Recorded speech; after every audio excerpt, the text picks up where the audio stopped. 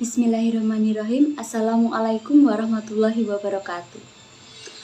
Kembali bertemu lagi dengan saya, Afifah Kuslo Khatimah, NIM 193111025. Nah, di sini saya akan sedikit menceritakan mengenai salah satu peristiwa dakwah Rasulullah di Madinah. Nah, peristiwa itu apa?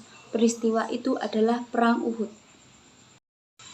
Nah, sebelum kita membahas lebih lanjut mengenai Perang Uhud, dalam video ini kita akan membahas mengenai 4. Yang pertama adalah kronologi kejadian, yang kedua adalah pecahnya pertempuran Uhud, yang ketiga adalah akhir kisah Uhud, dan yang terakhir adalah nilai-nilai pendidikan yang dapat diambil dari Perang Uhud.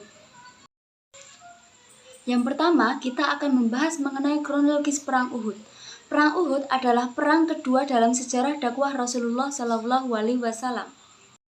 Perang Uhud adalah perang yang terjadi pada pertengahan bulan Sya'ban atau tahun ketiga Hijriah. Lebih tepatnya terjadi pada bulan Januari tahun 625 Masehi. Perang ini dinamakan Perang Uhud karena perang ini terjadi di kaki Gunung Uhud yang letaknya di sebelah utara kota Madinah.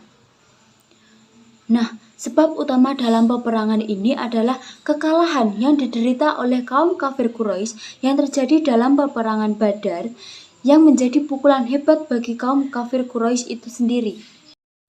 Terlebih lagi, setelah kekalahan dalam perang Badar, harta perdagangan dari kaum kafir Quraisy dapat direbut atau dirampas oleh tentara Muslim. Bertambahlah dendam mereka kepada tentara Muslim. Abdullah bin Abu Rabi'ah, Ikrimah bin Abu Jahal, dan Sofwan bin Umayyah bersama dengan orang-orang Quraisy yang kehilangan ayah, anak, atau saudara mereka dalam peperangan Badar menemui Abu Sofyan bin Harb untuk meminta bantuan menuntut balas kematian keluarga-keluarga mereka. Kemudian Abu Sofyan bin Harb dan para saudagar Quraisy mengabulkan permintaan orang-orang Quraisy yang mendatanginya dan kemudian mengadakan pertemuan dengan tokoh-tokoh Quraisy untuk mempersiapkan rencana penyerangan. Dalam persiapan ini, mereka mengumpulkan 3.000 tentara, yang diantaranya 200 orang berkuda dengan persenjataan lengkap dan semua berkendaraan unta, dan diantaranya 700 orang memakai baju besi. Dalam pasukan kaum Quraisy yang dipimpin oleh Abu Sufyan bin Harb tersebut termasuk pula seluruh pemimpin-pemimpin suku. Begitu pula dengan 15 wanita Quraisy yang dipimpin oleh Hindun, yaitu istri Abu Sufyan.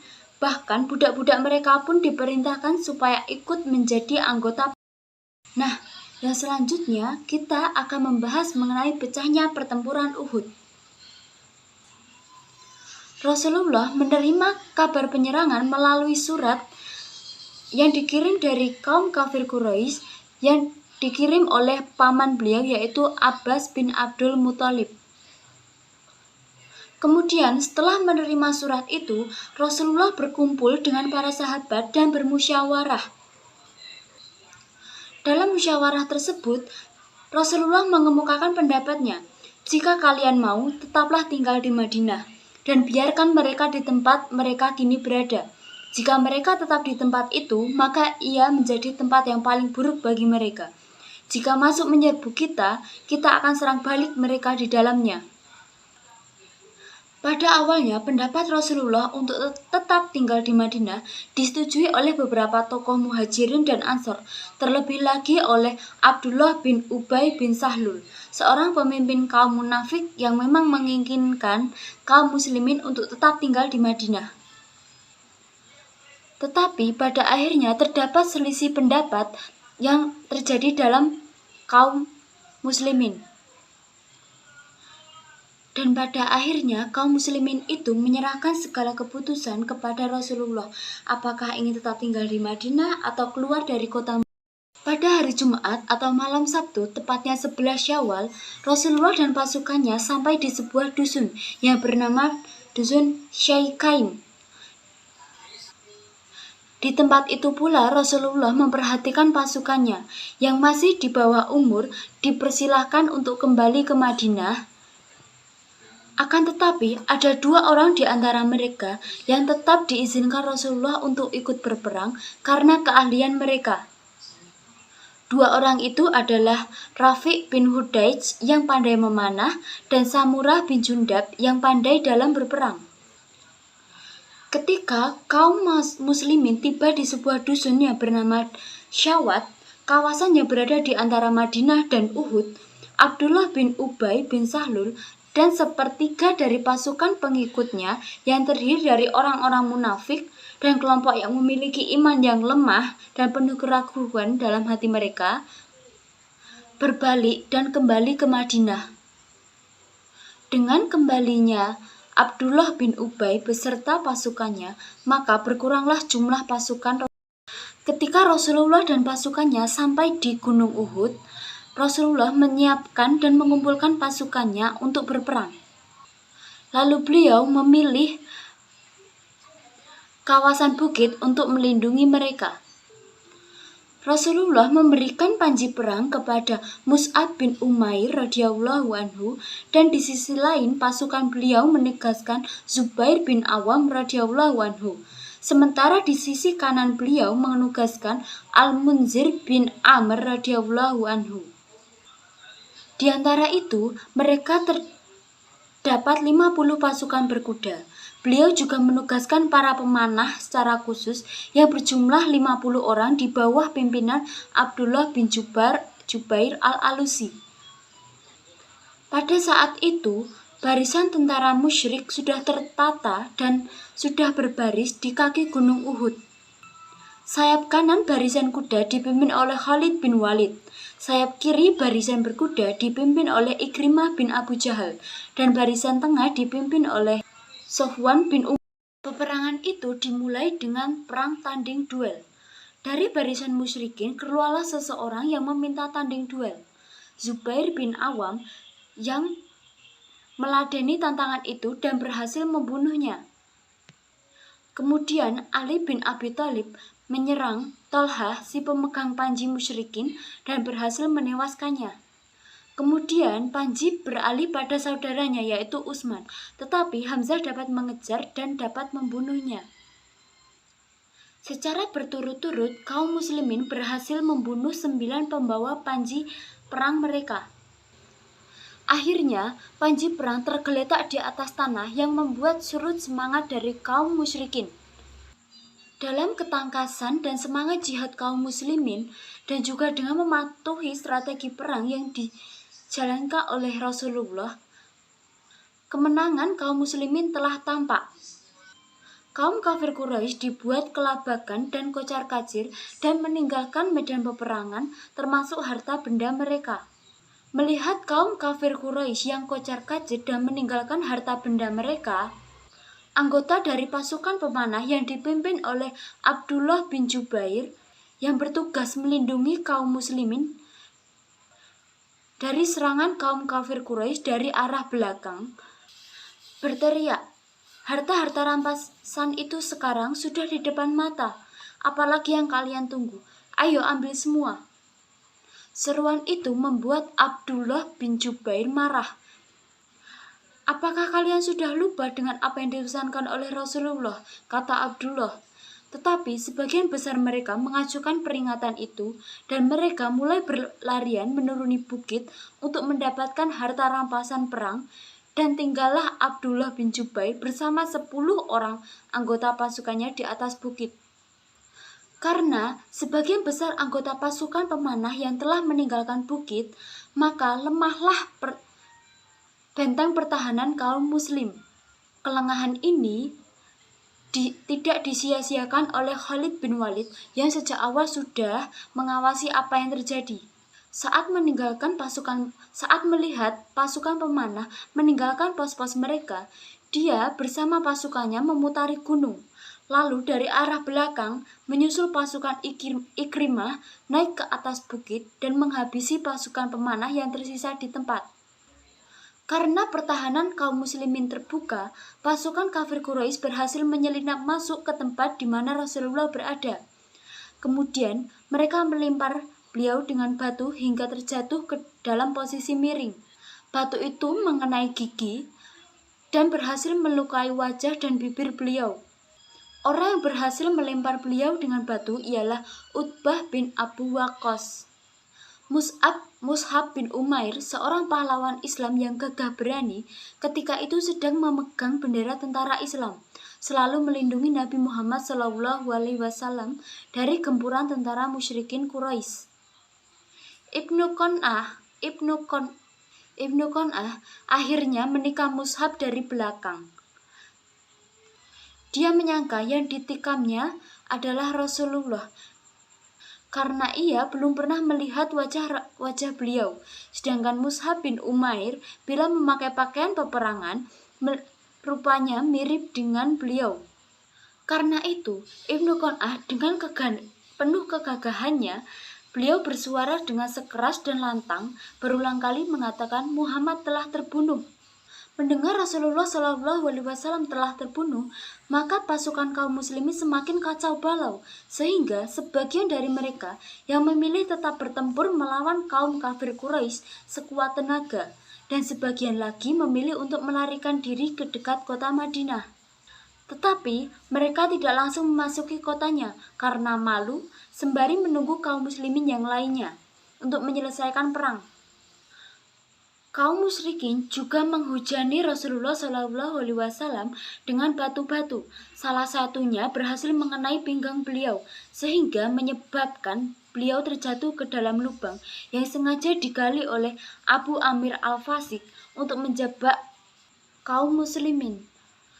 Ali bin Abi Thalib langsung menarik tangan Rasulullah, kemudian beliau pun digendong oleh Thalhah bin Ubaidillah radhiyallahu anhu.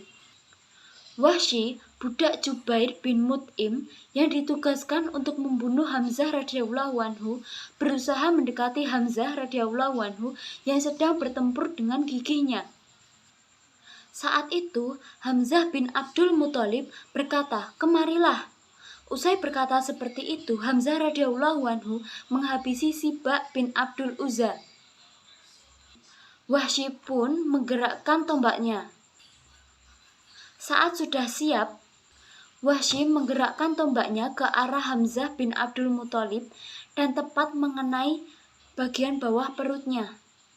Ketika itu, Hamzah bin Abdul Muthalib berusaha berjalan ke arah Wahsy, namun ia kehabisan tenaga dan akhirnya terjatuh. Wahsy pun membiarkan beberapa waktu. Saat itu, Wahsy yakin bahwa Hamzah telah terbunuh. Kemudian Wahsy kembali mendekati Hamzah untuk mengambil tombaknya. Nah, yang selanjutnya kita akan membahas mengenai akhir dari kisah perang Uhud. Ketika kaum muslimin mengetahui bahwa Rasulullah masih hidup, mereka beranjak dan bangkit untuk mendekati beliau. Sementara itu, kaum musyrikin mencoba mendekati Rasulullah, tetapi mereka dihadang oleh beberapa kaum muslimin. Adapun Abu Dujanah, Simak bin Kharasyah, ia menjadikan punggungnya sebagai perisai bagi Rasulullah. Meskipun panah menghujani tubuhnya, ia tetap tidak bergeming sedikit pun. Sementara 10 sahabat lainnya sesuai janjinya yang sudah siap mati untuk melindungi Rasulullah. Mereka membentuk lingkaran untuk melindungi Rasulullah SAW dan menahan serangan musuh yang datang dari berbagai arah.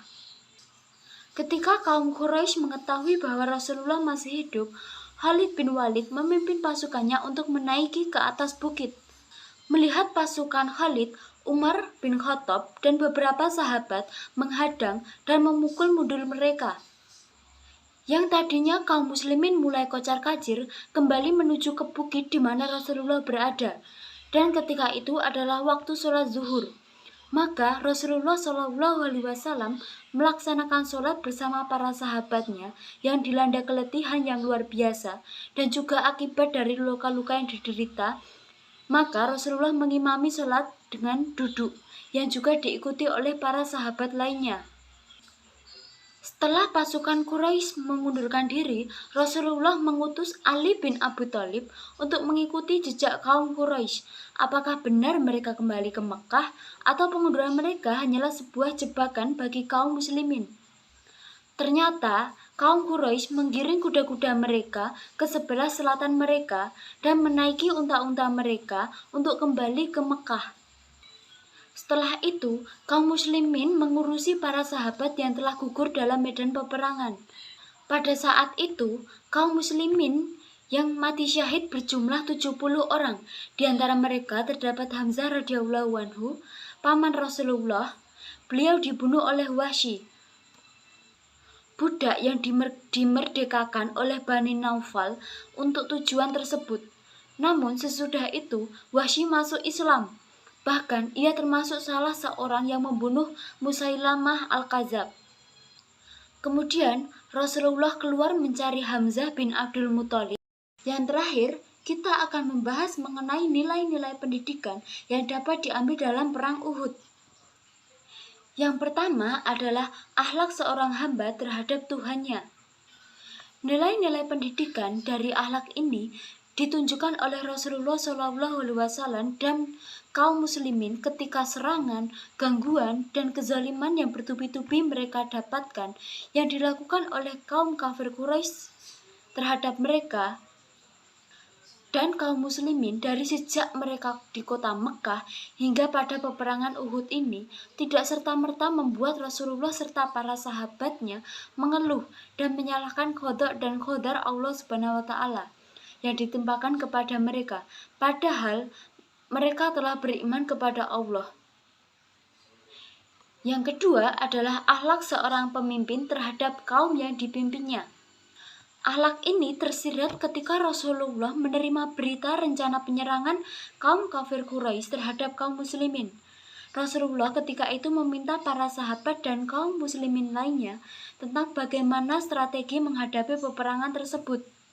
Sikap Rasulullah ini mengandung nilai akhlak seorang pemimpin terhadap kaum yang dipimpinnya, karena Rasulullah mengajarkan untuk menjadi seorang pemimpin yang bijak, yakni menghargai kedudukan setiap pribadi dari masyarakat yang dipimpinnya, serta menjauhi sikap otoriter dalam menentukan sebuah keputusan. Yang ketiga adalah akhlak terhadap pimpinannya. Kegigihan dan pengorbanan para sahabat atau kaum muslimin dalam menjaga keselamatan Rasulullah, bahkan sampai mengorbankan jiwa dan raga mereka, adalah gambaran bagaimana akhlak seorang muslim terhadap pemimpinnya, selama pemimpin tersebut mengajak kepada kebenaran yang sesuai dengan Al-Quran dan Sunnah. Yang terakhir adalah akhlak terhadap sesama. Keputusan yang diambil dalam permusyawarah yang diadakan oleh Rasulullah dengan kaum muslimin menunjukkan persamaan derajat antar sesama.